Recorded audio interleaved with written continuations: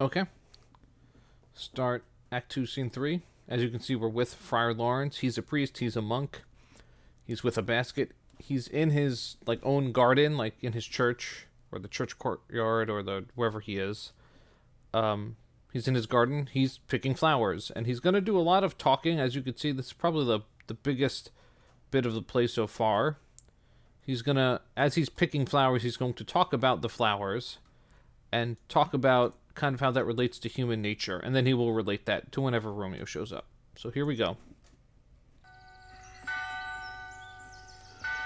The grey-eyed morn smiles on the frowning night, checkering the eastern clouds with streaks of light, and flecked darkness like a drunkard reels from fourth day's path and tightens fiery wheels. So, just a lot of figurative language about the sun is coming up. The grey-eyed morn is smiling on the frowning night. Darkness like a drunkard reels. Reels like a drunkard. It's like staggering backwards like a drunk person. It's retreating. Now, ere the sun advances, burning high, the day to cheer, and night's dank dew to dry, I must upfill this osier cage of ours with baleful weeds, precious juiced flowers. So we said the most common old Shakespeare word is ere, E-R-E, pronounced air, like the air you breathe, means before. So when it says, now ere the sun advances burning eye, now when the sun moves and is burning, so when it's like the sun is at its peak, before that, I need to fill up my cage, my basket full of flowers. The earth, that's nature's mother, is her tomb. What is her burying grave, that is her womb. And from her womb, children of divers kind, we sucking on her natural bosom find. Many for many virtues excellent, none but for some, and yet all different. Okay, the earth's, that's nature's mother, is her tomb. What in her burying grave is her womb. That's kind of like a paradox. The earth is both the tomb and womb. It's a tomb because everything goes back into the earth. You bury people in the earth, but you bury your plant and plant seeds into the earth. But the earth is also the womb. Everything comes from the earth, grows from the earth. And then he talks about some flowers, and so some of the virtues of plants are excellent, but they're all different. Oh, mickle is the powerful grace that lies in plants, herbs, stones, and their true qualities. For naught so vile that on the earth doth live, but to the earth some special good doth give. Nor aught so good, but strained from that fair use, revolts from true birth, stumbling on abuse. Virtue itself turns vice, being misapplied, and vice, sometimes by action, dignified. So all of that here,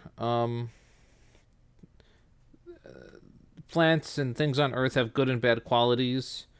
But then he says, the last two lines, virtue itself turns vice, being misapplied. Virtue something good. If you misapply it, it becomes a vice, something bad. Good things can become bad. That's a key idea in this play. So yes, too much of a good thing can be a bad thing. And then Romeo enters. Oh, I lost it. Romeo enters, but he doesn't see Romeo. And so he's going to keep doing his flower picking. Within the infant rind of this weak flower, poison hath residence, and medicine power. For this being smelt, with that part cheers each part. Being tasted, slays all senses with the heart. Okay, so look at this thing I'm picking up. Within the rind of it, there's poison and medicine. Rind is the skin. So when you smell it, it cheers you up, but being tasted, it kills all the senses of the heart. So this thing is both good and bad. Depends on how you use it. Two such supposed kings encamp them still in man, as well as herbs, grace and rude will. And where the worser is predominant, full soon the canker death eats up that plant. So, just like there's good and bad in the plant, there's good and bad in people, like two opposite kings, two different kings in someone's brain, a good one and a bad one, good and evil. And then Romeo shows up. Good morrow, father. Benedicite, what early tongue so sweet saluteth me? Young son, it argues a distempered head so soon to bid good morrow to thy bed. Care keeps his watch in every old man's eye, and where care lodges, sleep will never lie. But where unbruised youth with unstuffed brain doth couch his limbs, there golden sleep doth reign. Therefore thy earliness doth me assure thou art uproused with some distemperature. Or if not so, then here I hit it right. Our Romeo hath not been in bed tonight. Okay, so he greets him. I would say good morrow to you. You have a distempered head. I can tell by the way you look that something's not right.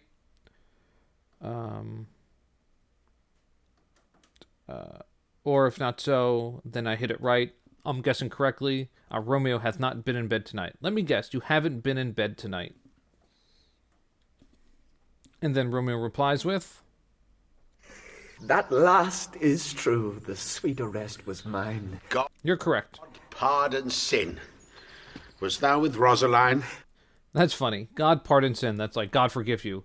Wast thou with Rosaline? Were you with Rosaline? So apparently Romeo's business is so well known that the local priest knows it. Or it's just that Romeo confesses to the priest. But imagine that. Your priest knows your love life. With Rosaline, my ghostly father, no, I have forgot that name and that name's woe. That's my good son.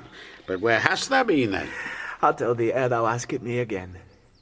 I have been feasting with mine enemy, where on a sudden one hath wounded me that's by me wounded. Both are remedies within thy help and holy physic lies.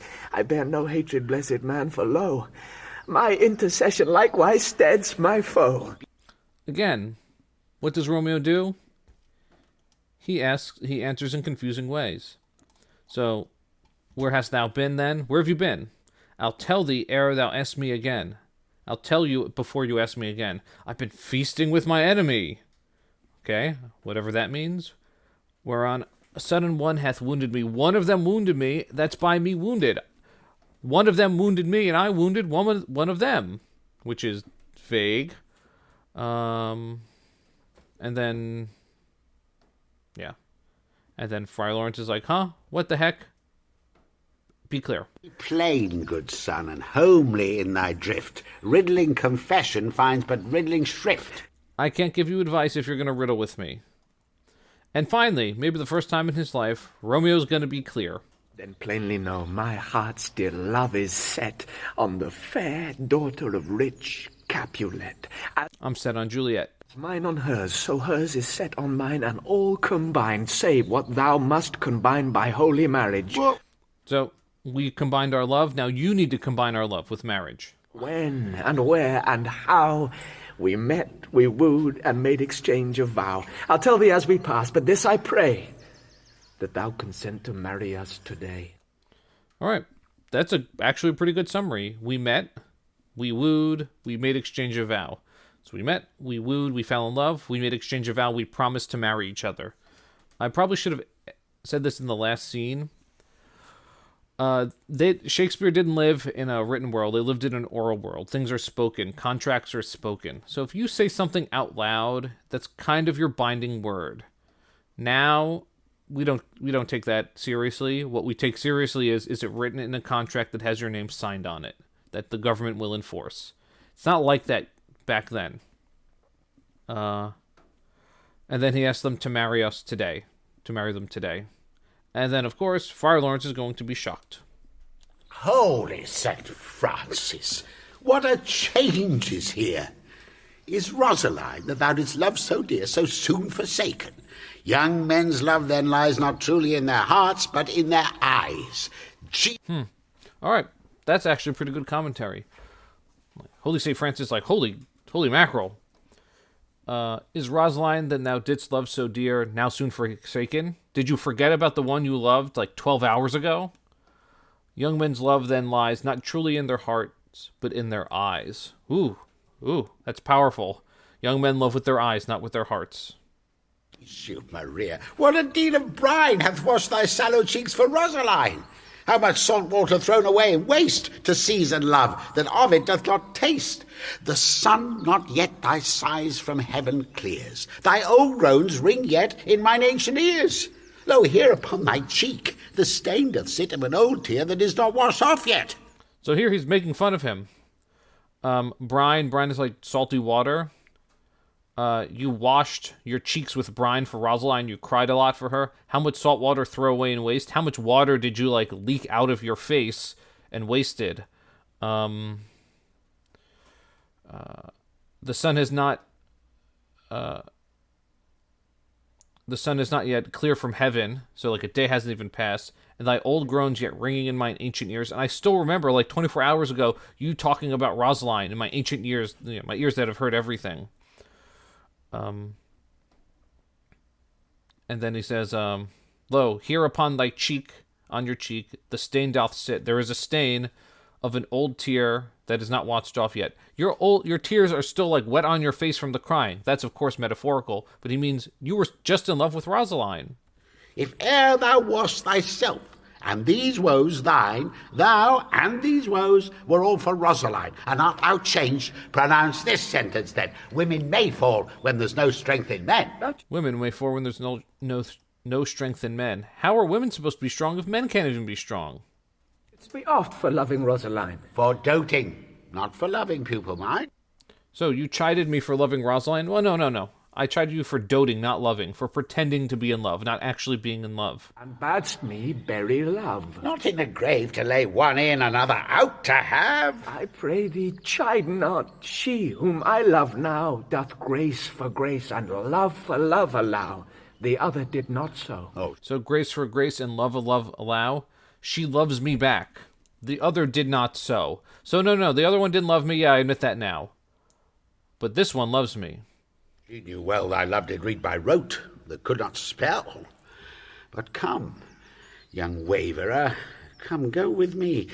In one respect I'll thy assistant be, for this alliance may so happy prove to turn your household's rancour to pure love. Oh, let us hence. I stand on sudden haste. Wisely and slow. They stumble that run fast. Okay.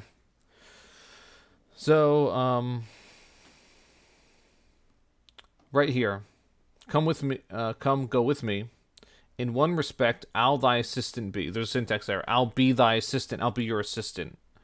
For this alliance may so happy prove to turn your household's rancor into pure love. So this alliance between you and you and Juliet will turn the hatred, the rancor of your families, to pure love. Depending on what version you're watching, the friars always treat a little differently. Sometimes it's like, oh wow, I have a great idea. This will solve everything. And sometimes it's menacing, like, oh, I know what to do. That will be good for me. Depends on the version. And then Romeo says, oh, let us hence. I stand on sudden haste. Let us leave. And then Friar Lawrence is something very wise. It's another theme of this play. Wise and slowly. It's wise to go slow. They stumble that run fast. If you run fast, you stumble. If you do things quickly, you stumble. You fall down. You mess up. If you might have grown up with these two rhymes if you were a kid. Haste makes waste, or rush makes mush. If you move too fast, you'll mess things up. And that's what he's telling Romeo, so calm down. And that's the end of the scene.